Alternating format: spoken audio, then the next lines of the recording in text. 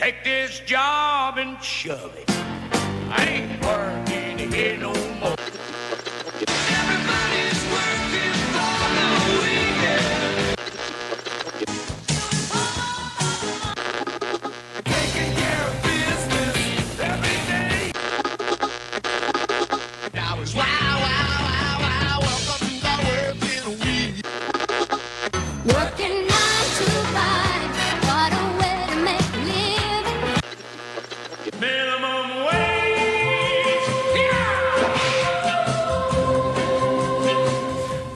Okay, you're listening to another edition of The Working Lunch. I'm Jeff Turgeon, Executive Director of the Central Mass Workforce Investment Board. And as usual, we have... Sean McGauley, the Communications and Operations Specialist at the WIB. And welcome to the summertime edition, the July edition of The Working Lunch. For those that aren't familiar with the Central Mass Workforce Investment Board, we oversee the public workforce system and workforce development for Worcester and 37 surrounding communities in southern Worcester County. So all things workforce and job related on this show. A little bit of soup to nuts we cover, right, Sean? A little of everything. And this show is going to be a little interesting because we're in New location? We're in Studio B, and we're not Production taping this. studio. We're actually taping this as opposed to doing it live as we usually do. Yep. With vacation schedules and everything, getting everyone coordinated for the show, it worked out that we were better off taping this month here in Studio B. So new home this month, at least for on the road for this show at least. So I feel a little less official without headphones on, too. yeah, Doesn't it feel weird? I've like always we're had just that. We've had this talking? running issue about me not having headphones. Feel but, like you. I experimented with earmuffs, and that I just couldn't hear anything at that point. But I looked good. Yeah. And I like when you say earmuffs that you do this. That's Well, and by this for the radio audience, I'm putting my hands up to my ears just to give you a descriptor of that that visual. So lots going on as usual. always. Including- Summertime's busy. Summertime is busy, including summer jobs for youth, and so we do have a special guest with us in studio to talk about summer jobs. So, Sean, I think you're going to switch seats with our Yeah. guest. It's my pleasure to welcome Jill DeGillis, the Executive Director of the Worcester Community Action Council, and our prime and principal partner in Summer Jobs Program. It's the Youth Work Summer Jobs Program funded through the state of Massachusetts, Commonwealth of Massachusetts. And Jill, how are things going? Everything's great, Jeff. Thanks for having me on. You got it. Now, a lot of businesses, they kind of slow down. A lot of organizations take a breather during the summer. Not so much for us and you all, especially you all and the staff there at Right. WCAC. I know how busy you are preparing for the program. So Yes. it's officially launched now. We're off and running. Worcester Community Action Council is really proud and pleased to be a partner, Jeff, with you and the WIB and the city. And we have a long history of providing summer jobs for young people, over 47 years, really. So we're thrilled to still be in that And important it's a seat. great partnership that we have, and we do appreciate the strong work that you and the staff do to get the program up and running every year. I think one thing that's important to note is that the state of Massachusetts is there is no federal jobs program for young people during the summer. Right. There used to be, and about 12 years ago or so, it went away. It came back briefly, made a short reappearance with the stimulus funds for Right. 2 summers, and now it's gone again. And so it really leaves, locally speaking, no summer jobs program for young people, which really kind of limits the opportunities that they have, especially those without, family connections that can get them into a summer job or an internship or something. So, for the hardest hit in our communities, the lowest, income folks, it's really a tough slog during the summer to get young people jobs these days. That's a great point, Jeff, because really what we see in this particular program, which is so wonderfully supported by the state, but also some local partners and businesses, is that we're seeing first-generation students who really have not had a job before in many cases, or are just coming back for a second summer and really just getting their feet wet and having the chance to learn about job skills, job readiness, and really how to succeed in the workplace. And again, it's helping the businesses develop our workforce. So. And that's so important for the future. I know Sean and I have talked about this in the past, and we've had Bob and others on, just to talk about the importance of work experience for young people to get them prepared to Absolutely. take on that professional role as they move into careers. One thing I just wanted to come back to, though, was that Massachusetts is one of the few states to actually step up with the lack of a federal program. The commitment that the Patrick administration has made. Right. And, It's really and wonderful. before, Lieutenant Governor Tim Murray stepped down, the commitment that they made as a state to step up for summer jobs has been, pretty incredible. And again, this year, the timing always has been difficult with the legislative process and the Yes. budget process. This year's no different. We didn't actually know how much funding we were going to have for this summer. Right. Until just about 2 weeks before the program is actually It's- starting. So It's quite a crunch. But, Yeah. we have an experienced team that really gets ready for that, answer, that decision about the funding, and we hit the go button, and everything's in place. So having that flexibility and the experience from staff makes a big difference. Right. And our local elected officials are very strong supporters, so They we have should been put a terrific. shout out I'd there. like to really, add my thank you with you and everyone else especially on behalf of the young people. Our legislative officials have really stepped up to support this program time and time again, and they've come through time and time again. Yeah. They know this makes a difference. And we also know that there's a lot of strong support in the community for the program, and Yep. as evidenced by the work at Worcester Interfaith and others to pull together as a community and help us show that the need and the support that's there to get the program up and running. So let's run through a bit of the numbers. Sure. So we have this summer, how many young people are taking part in the YouthWorks program? Well, with the funding that's coming through the state, over $532,000, Worcester Community Action Council will run the payroll and have a very small, lean staff to do that with about $422,000. That will result in a total of about 340 young people Wow. being in jobs. So to squeeze out that many, Right. the vast majority of that funding is going towards Right, towards the subsidized jobs. salaries for young people. They get $8 an hour, Yes. plus the fringe is added in there for the cost of the program. And how long is the program? This year we'll have, let's see. 6 the program's weeks, yeah. 6 weeks, started July 15th, and it'll end August 23rd. So 6 weeks of paid work. They'll have pre-employment training within that, and And the they're ve- working and- about 20 hours a week, Yes. Sean. Yeah, actually, the pre-employment training, I just want to touch on that piece because we hosted a section of it at the WIB, and it was a 2-day training. Can you tell us a little bit about what the youth went through there? Sure. This is an important piece of the program that really, again, so many of them are first-time workers. And we go through some basic skills about how to dress on the job, how to communicate, how to, problem solve, how to work as a team member. Really just some very important being on time. All of those things are really important as Yeah. they The step out past, for the uh, first times. The past few years, I've stepped up. You have a range of staff and volunteers delivering that pre-employment training before they get on the job site. And so the past few years, I've been involved with it as a trainer, and Yeah. it's so neat to see the young people.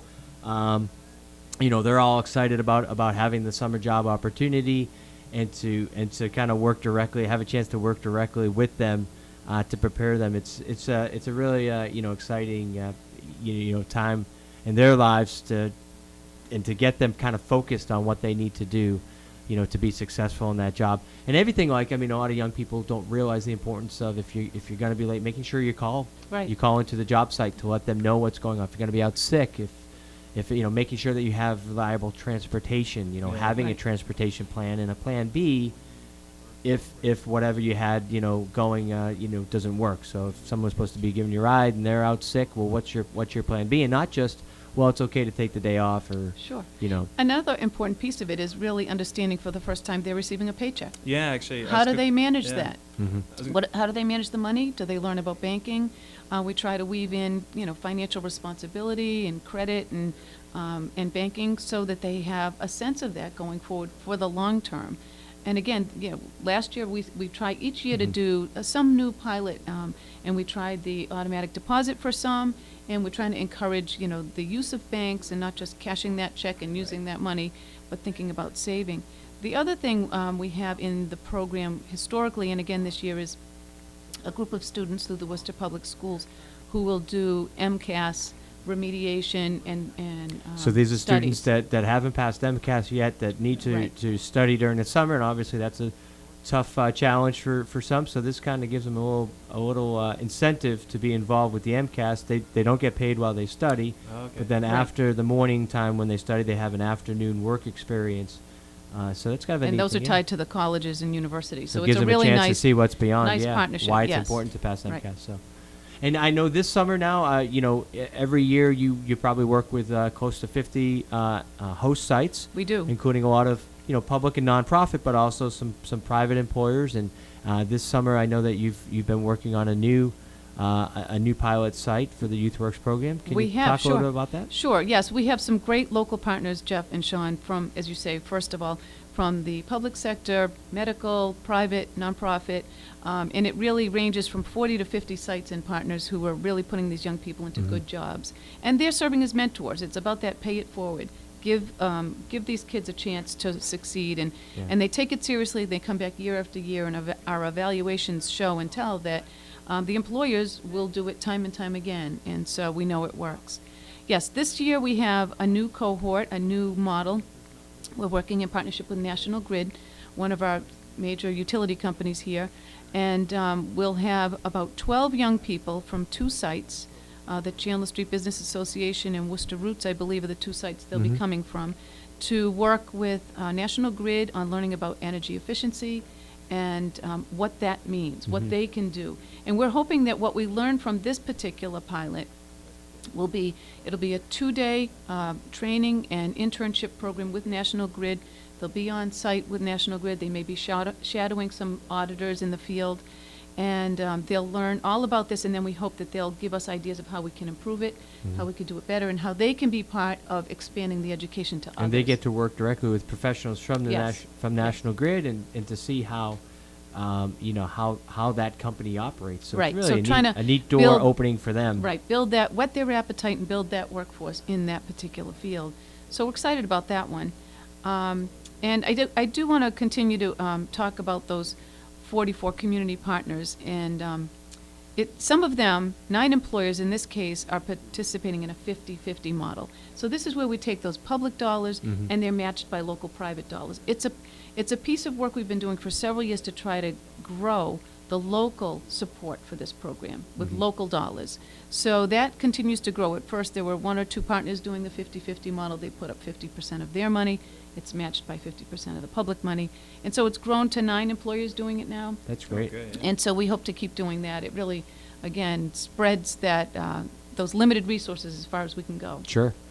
Well, I know how busy you are and the staff team is at WCAC this time of year. Again, while others are looking to take vacations or take some time off, this is a very busy time. It is a busy for your time. staff. I so- just described our work to someone the other day. It's like a roller coaster, very seasonal in this. Yeah. In the winter, we're working on fuel assistance and heating emergencies. In the summer, it's the summer jobs program, but it's ever changing. It's all good.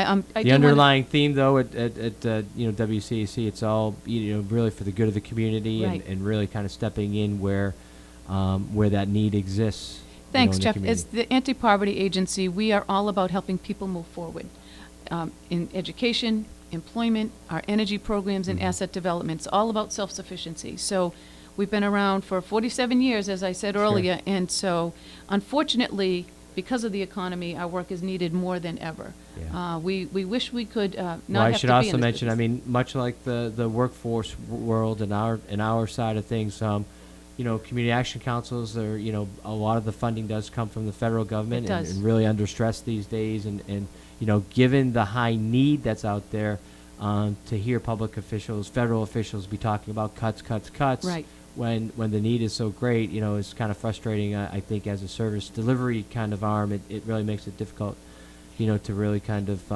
keep the morale up. So I Yes. know that Yeah. that's something that you're working, hard to be an advocate for as well. So That's another excellent point, because we are receiving cuts on all of our important and significant federal Yeah. grant programs. However, we have protected some of our federal funds and dedicated them with our board's full support Yeah. to the summer jobs program. So we augment those state resources with our federal resources because we know this makes such a difference, and it's that important. Well, I think again, Massachusetts being one of the states that really steps up, that kind of gets it around summer jobs. You know, historically speaking, I mean, the summer jobs program, you know, came in in the early '60s because, I mean, if you have a lot of young people that aren't working, Right. You know, beyond the fact that it's a net positive development thing for the economy long term, in the short term, you know, it really does alleviate a lot of stress and strain that goes on, and especially in the city environment, right? To have all those young people out of work, Right. with time on their hands, the hot summer, you know, months, it's you know, it can be, you know, it could lead to a lot of negative things if there's Right. no opportunities there. These So- jobs programs have lots of support from our public safety officials. Together, we know from our collective experience that idle time does not result in you know, Yeah. a good outcome, and that productive, on-the-job mentoring, you know, constructive earning money situations and opportunities for these young people is far better Yeah. than the option of just hanging around and potentially getting And into while trouble. we're here touting, you know, the success of the program, the sad part is, you know, there's literally hundreds of young people that weren't able to get involved, Right. that had applied for the program and that were eligible for the program, and hundreds more that, you know, might not have been eligible but would definitely be interested. I mean, one of the questions that I get asked from different, you know, different quarters is, well, do young people really want to work? You know, is Yes, this? yeah. And you know, what I see is, you know, yes, definitely, Yes, they do. yeah. And again, the same thing with the evaluation from the young people. Time and time again, 99% satisfaction rate. They would come back, they enjoy it, and it's been a good experience. You know, there are always one or two that don't make it, don't want to, and can't do it. But I think, you know, all of this together, it really does work. We have a great community partnership. It's not done by any one organization. I do want to credit the staff at every one of the partner organizations, as well as our own, because they really go over and above the call of duty to do this and They do sure it do. right. I mean, it's not Yeah. easy to corral and organize and coordinate 340 young people, and, Right. and you know, making sure that they're where they need to be, ready to go. You know, all the paperwork that's involved in getting them ready, and then training. Yep. You know, and getting them And- to the right spots is you know, Truly. just having them understand. I mean, the communications piece alone is a lot of work, and especially when it's, you know, you have a day or two basically to kind of get it all finalized. All in order. So. And, you know, we know that, Jeff, the point you made a little earlier is that while we'll have 340 people in the program this year, we know in Worcester alone, Yeah. there are 2,000 or so young people who qualify and would be interested in getting Yeah. into the job. Again, it's, there's a screening process, there's paperwork to be done, but it's all working. That's what I like to say over and over, and we'd like to thank everyone because it really takes the village to make this program work. Well, again, I know how busy you and the staff are, so I'll let you go now so that Thank you you, can Jeff. get back to it. I hope that you do get a chance to have a bit of a breather and you know, enjoy some of this warm summer weather That's we're right. having. We'll see. so. We'll see. Try to So golf thanks and get to again the for pool. being here, and best of Thanks, luck Jeff. for the rest of the summer. Thank you, Sean. Thank you, Jeff. We're going to take a short break now, and come back with some more news and kind of the latest happenings. We also have a special guest going to be joining us, who's a volunteer at the Central Mass Workforce Investment Board. So, Dr. Zukowski, Yeah, you oh, have an yes. announcement to make. You're listening to WCUW 91.3 FM Community Radio, right